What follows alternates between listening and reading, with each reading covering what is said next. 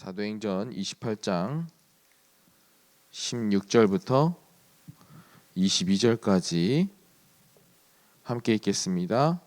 한 구절 한 구절 교독하면서 읽겠습니다. 우리가 로마에 들어가니 바울에게는 자기를 지키는 한 군인과 함께 따로 있게 허락하더라. 사흘 후에 바울이 유대인 중 높은 사람들을 청하여 그들이 모인 후에 이르되, 여러분 형제들아, 내가 이스라엘 백성이나 우리 조상의 관습을 배척한 일이 없는데 예루살렘에서 로마인의 손에 죄수로 내준 바 되었으니 로마인은 나를 신문하여 죽일 죄목이 없으므로 석방하려 하였으나 유대인들이 반대하기로 내가 마지못하여 가이사에게 상소함이요 내 민족을 고발하려는 것이 아니니라. 이러므로 너희를 보고 함께 이야기하려고 청하였으니 이스라엘의 소망으로 말미암아 내가 이 쇠사슬에 매인 바 되었노라. 그들이 이르되, 우리가 유대에서 내게 대한 편지도 받은 일이 없고 또 형제 중 누가 와서 내게 대하여 좋지 못한 것을 전하든지 이야기한 일도 없느니라. 이에 우리가 너의 사상이 어떠한가 듣고자 하니 이 파에 대하여는 어디서든지 반대를 받을 줄 알기 때문이라 하더라. 아멘. 참된 소망은 예수 그리스도뿐입니다. 왜 참된 소망이 예수 그리스도뿐입니까? 그리스도만이 우리를 구원의 길로 인도하실 수 있기 때문입니다. 그래서 우리가 지금 예수 그리스도를 주라 시인하고 구원받고 이 자리에 함께 예배드리고 있는 줄 믿습니다. 그런데 유대인들은 하나님을 믿는데 구원을 받지 못했습니다. 참으로 불쌍한 영혼들입니다. 하나님을 믿는데 구원을 받지 못한다? 그거는 구원과 가장 밀접한 곳에 있는데 구원을 받지 못하는 상태 아닙니까? 그죠? 하나님만 믿는다는 것은 반쪽짜리 신앙입니다. 아닙니다. 어떻게 보면은 그건 불신자나 마찬가지입니다. 유대인들이 그랬습니다. 하나님이 약속하신 메시아를 지금까지 기다리고 있다고. 유다인들이 지금 그러고 있는 상황이에요. 얼마나 어리석고 불쌍한 영혼들입니까? 이미 그 기다리고 있는 메시아는 그리스도로 이 땅에 오셔서 모든 문제 해결하시고 지금 믿는 자들에게는 능력으로 함께 하시는데 이 사실을 믿지 못하고 지금까지 메시아를 기다리고 있다는 것은 어리석은 일이 아닐 수가 없습니다. 세상에서 가질 수 있는 소망은 많습니다. 그러나 참된 소망은 될 수가 없습니다. 그래서 참된 소망이 우리에겐 뭐라고요? 그리스도입니다. 그리스도만이 참된 소망인데 예수가 그리스도이십니다. 그래서 오직 예수 그리스도입니다. 그래서 오직 유일한 예수 그리스도입니다. 아멘이죠? 그러면 왜 그렇습니까? 왜 오직 유일한 소망이 예수 그리스도입니까? 왜 유대인들은 하나님을 믿는데 왜 불신자입니까? 하나님이 모든 권세를 예수 이름에 주셨기 때문입니다. 그런데 구원의 키가 예수 그리스도인데 안 믿어요. 그게 유대인들의 문제예요. 하나님께서 모든 키를 나에게 하나님께로 가는 길도 그 키도 예수 그리스도 이름에 주셨는데 그것을 모른다니까 얼마나 불쌍한 영혼들입니까? 그래서 빌립보서 2장 9절부터 11절에 보면요. 이러므로 하나님이 그를 지극히 높여 모든 이름 위에 뛰어난 이름을 주사. 하나님이 그를 지극히 높여. 그가 누구예요? 예수님이잖아요. 예수 그리스도입니다. 하나님이 그를 지극히 어떻게 보면 자기보다 더 높여서 모든 이름 위에 뛰어난 이름을 주사 하늘에 있는 자들과 땅에 있는 자들과 땅 아래에 있는 자들로 모든 무릎을 예수의 이름에 꿇게 하시고 모든 입으로 예수 그리스도를 주라 시인하여 하나님 아버지께 영광을 돌리게 하셨느니라 그랬습니다. 하나님이 하늘과 땅 아래에 있는 모든 권세를 예수 이름에 주셨습니다. 우리는 참된 소망 대신 그 이름을 믿어 하나님 자녀가 되었고 또 그 권세를 우리가 받은 줄 확신합니다. 마찬가지예요. 우리도 그 하나님 그 예수 그리스도를 통해서 우리가 구원받았고 권세까지도 우리에게 주셨는데 우리가 그것을 사용하지 못하고 있다면 유대인들보다는 안 그렇지만 우리도 불쌍한 영혼이 되는 겁니다. 그래서 내 마음속에 계신 예수 그리스도가 그리고 그 그리스도를 구주로 영접한 순간부터 주어진 우리의 신분과 권세 그거를 마음껏 누리는 우리 늘좋은교회 성도님들이 되시기를 바랍니다. 그래서 영접하는 자 곧 그 이름을 믿는 자 누구에게나 참된 소망이 되십니다. 그래서 병든 자, 근심하는 자, 귀신 들린 자, 또 현실 가운데 절망 가운데 있는 자, 또 문제에 속한 사람, 모든 사람에게 참된 소망이 되십니다. 그래서 지금 이 순간 정말 그 예수가 그리스도가 되시고 모든 문제 해결자라는 사실을 여러분들이 믿고 여러분들이 처해 있는 그 상황 속에 적용한다면 사실 적용이라는 단어는 모르겠어요. 저희가 감히 어떻게 적용이라고 사용할 수 있겠습니까? 그곳에 예수 그리스도가 임한다면 모든 문제 해결받을 줄 믿습니다. 사도행전 3장 6절에 베드로가 말합니다. 은과 금은 내게 없거니와 내게 있는 이것을 내게 주노니 나사렛 예수 그리스도의 이름으로 일어나 걸으라 하고 그랬습니다. 사도행전 16장 18절에 바울이 말합니다.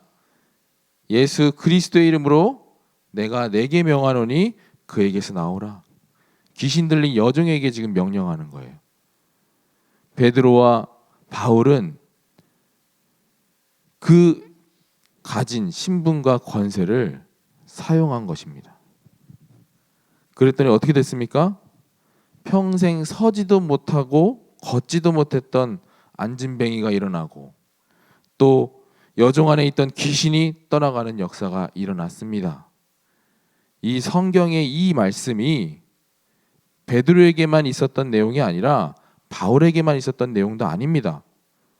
그 전부터 이 신분과 권세는 믿는 자에게 주어졌었고 또한 지금도 마찬가지로 영원히 이 신분과 권세는 믿는 자가 누릴 수 있는 내용입니다. 그래서 우리가 가진 참된 소망은 우리에게 이미 성취되어졌으며 세상 모든 자에게 소망이 되시는 줄 믿습니다. 그래서 예수는 그리스도입니다. 그리고 모든 문제 해결자입니다. 그분이 나와 영원히 함께 하시겠다고 약속하셨습니다. 또 그분이 우리와 임마누엘 함께 하시겠다고 약속하셨고 또 그분이 모든 일에 우리가 하고 있는 모든 일에 협력하신다고 약속하셨습니다. 이것에 믿음이 있다면은 이제 끝난 거예요. 하나님께서 함께 하시고 또 우리와 함께 하시고 우리가 하는 일 모든 일에 협력하여 선을 이루신다는데 그럼 다 끝난 거 아닙니까? 그죠? 바울이 이것을 발견하고 믿음 가졌기 때문에 메시아가 왔는데 메시아를 기다리던 불쌍한 유대인들 가운데서 구원받은 겁니다. 믿었기 때문에요. 그리고 중요한 거 이유를 발견합니다. 어떤 이유냐? 하나님이 불쌍한 영혼들 가운데 나를 구원하셨구나. 근데 그 구원하신 그 이유를 발견한 거예요. 바울이. 또 이 시대, 이 나라, 또 이 민족 가운데 부르신 이유를 바울이 발견한 겁니다. 그리고 나를 통해서 이루어가시는 하나님의 절대 계획을 발견하는 겁니다.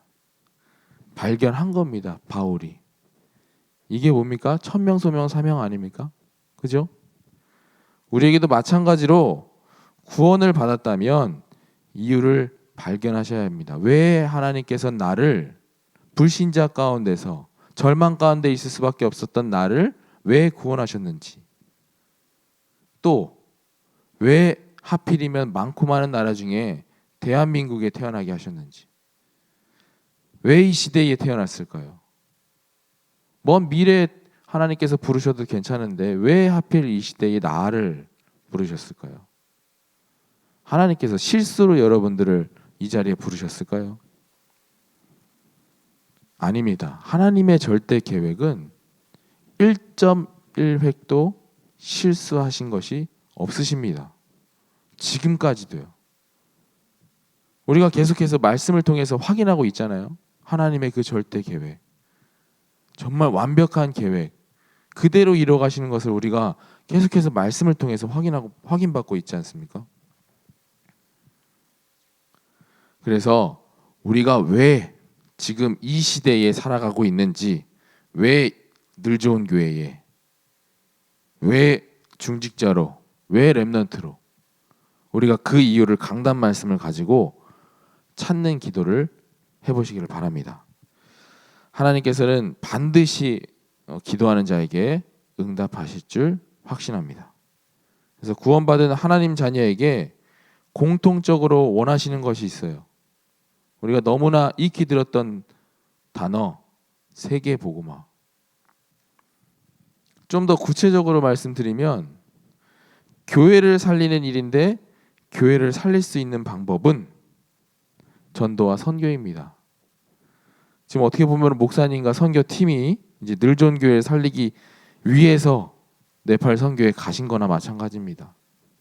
그래서 우리가 함께 그 네팔 현장을 두고 기도로 동참하셨으면 좋겠습니다. 그리고 세계복음화를 조금 더 구체적으로 말씀드리면 후대를 세우는 일입니다. 그러면 우리는 이러한 하나님 일 가운데 더 구체적으로 응답받으시면 됩니다. 그래서 정리가 필요하고 흐름을 보는 영안이 열리셔야 됩니다. 그러면 미션이 보이고 방금 말씀드린 구체적인 응답이 나에게 주어진 미션 그리고 사명으로 발견되게 됩니다. 그러면 그 미션과 사명에 집중의 응답이 오게 되어 있어요. 그래서 평생 할 일 속에서 하나님이 나에게만 주신 미션과 사명을 발견하시기를 주의 이름으로 축원드립니다. 하나님께서는 우리에게 뭘 어려운 부탁을 하신 것도 아니에요. 신앙생활이 어려운데 우리들을 이렇게 어려운 신앙생활 가운데 우리를 불러주신 게 아닙니다. 복음이 어렵습니까? 신앙생활이 어렵습니까? 그러면 똑똑한 사람들만 구원받게 되어 있는 거예요. 그죠? 그럼 똑똑하지 않은 사람들은 어떻게 합니까? 기도도 마찬가지입니다. 저는 말주변이 없어서 기도 못합니다. 그러면 벙어리는 기도 못하는 존재로 태어난 거나 마찬가지예요. 근데 하나님께서 그렇게 부르셨을까요? 아닙니다. 그럼 전도는 어떻게 합니까? 나는 그런 능력이 아무것도 없는데요. 어떻게 합니까? 여러분들이 오늘 잘 하루를 생각해 보시면서 내가 신앙생활을 어렵게 하고 있는지 한번 먼저 점검하시고, 내가 어렵게 하고 있다면 정말 그 쉬운 신앙생활이 무엇인지 찾고 누리는 시작이 되시기를 주의 이름으로 축원드립니다. 그래서 고린도전서 10장 13절에 보니까 사람이 감당할 시험 밖에는 너희가 당한 것이 없나니 오직 하나님은 미쁘사 너희가 감당하지 못할 시험 당함을 허락하지 아니하시고 시험 당할 쯤에 또한 피할 길을 내사 너희로 능히 감당하게 하시느니라 그랬습니다. 우리가 오늘 이 말씀 읽은 말씀 그거에 대한 믿음이 있다면 여러분들 신앙생활 그렇게 어렵지 않을 겁니다. 하나님이 편파적인 하나님이 아니라 공평하신 하나님이신 줄 확신합니다. 그래서 우리가 이것을 누려서 찾고 누려서 정말 가장 쉬운 정말 하나님께서 주신 그 축복 모든 것을 다 누리는 우리 늘좋은교회 성도님들이 되시기를 주의 이름으로 축원드리겠습니다. 기도하겠습니다. 모든 자에게 공평하신 하나님, 누구에게나 참된 소망 되신 예수 그리스도를 전하는 파수꾼으로 인도하여 주옵소서. 지금은 우리 주 예수 그리스도의 은혜와 하나님의 극진하신 사랑하심과 성령님의 내주인도 역사 충만하심이 절망 가운데 헤매고 있는 세상 가운데에 참된 소망을 전하기 원하는 하나님 자녀들 머리 위에 또 함께 네팔 선교를 두고 기도하는 자들 머리 위에 그리고 가정 위에 현장 위에 교회 위에 지금으로부터 영원토록 함께 있을지어다. 아멘.